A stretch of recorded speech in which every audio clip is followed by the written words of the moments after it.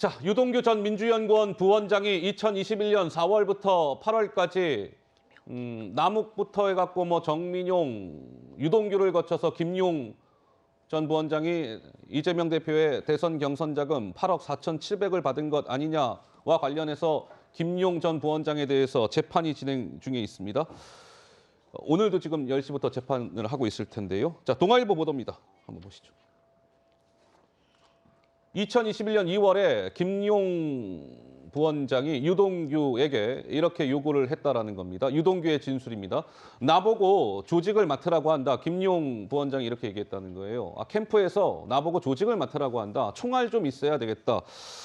총알이라 하면 뭐 돈 아니겠습니까? 최대한 빠른 시일 내에 10개, 한 개가 1억, 10개면 10억, 10개. 그 이후 추가로 10개가 필요하다. 이렇게 유동규 본부장에게 김용 전 부원장이 요구했다라는 게 이제 유동규의 진술을 통해서 나온 건데요. 그래픽을 넘겨보시죠.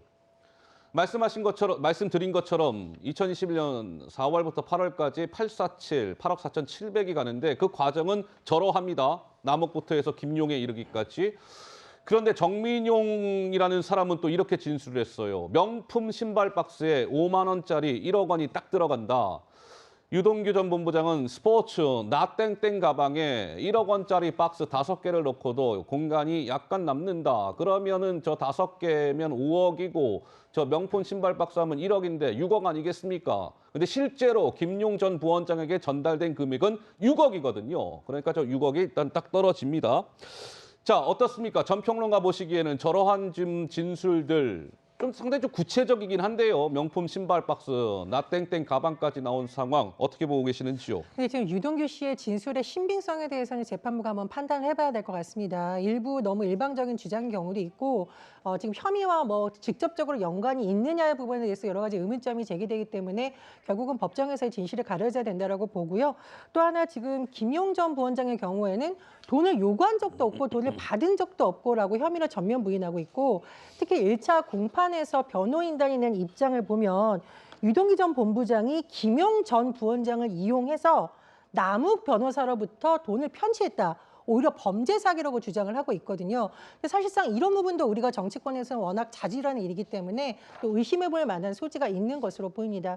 그리고 무엇보다도 사실 지금 언론에 보도되고 있는 내용 대부분이 아마 유동규 전 본부장의 진술을 근거로 자꾸 나오고 있는데 그렇다 보니까 이게 언론을 통한 재판이 되는 것이 아니냐는 우려도 일각에서 제기되고 있거든요. 예. 예를 들면 유동규 전 본부장 유튜브에 대해서 법적으로 제지할 수 있지만 재판부에서도 좀 주의를 당부했다라는 언론 보도가 나오고 있어요. 즉 심리하는 사안과 직접 관련된 얘기 자꾸 이렇게 얘기하다 보면은 다른 증인들에 대해서 진술 방향에 대한 힌트나 암시가 될 수가 있으니까 또 자제하라. 재판부가 이런 발언을 하기도 했습니다. 알겠습니다. 자, 이제 유동규 전 본부장의 그러니까 이 말씀은 좀 드리고 가죠. 지금 이제 나와 있는 여러 가지 아까 지금 동아일보 보도를 살펴보고 있는데 이런 것들은 최종적으로 지금 뭐 죄가 확정된 건 아니고 검찰 수사 단계입니다. 검찰은 이렇게 보고 있다라는 부분을 전제해서 봐주시면 좋을 것 같습니다. 그래픽 보시죠. 자, 김용 전 부원장이 또 이렇게 얘기를 했답니다. 유동규 전 본부장의 역시 진술입니다. 검찰 수사 단계의 상황이라는 거 좀 함께 봐주시고요. 2021년 8월 말에 대장동 개발 특혜 의혹 보도가 막 이제 나오고 있는 상황이었습니다. 그런데도 김용 전 부원장은 유동규에게 돈 좀 더 안 되겠어? 이렇게 얘기했고 유동규 전 본부장은 지금 한번 보십시오. 대장동 건으로 막 지금 뭐 보도들이 나오고 있는데 상황이 심각합니다. 기사 못 봤어요? 하면서 전화를 끊고 그 이후에 김용 전 부원장에게 전달되는 자금이 중단됐다. 이렇게 검찰은 보고 있답니다.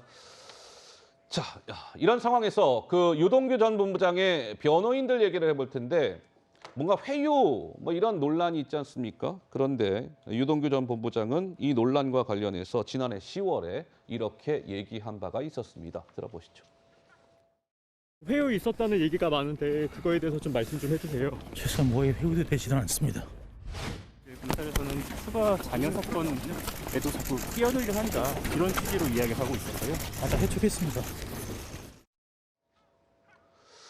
그런데 구 차장님, 네. 이게요 왜 지금 논란이 되고 있는 겁니까? 이제 그래픽이 등장을 할 텐데 유동규 전 본부장 그리고 검찰은 지금 이렇게 주장을 하고 있다고 하는데요.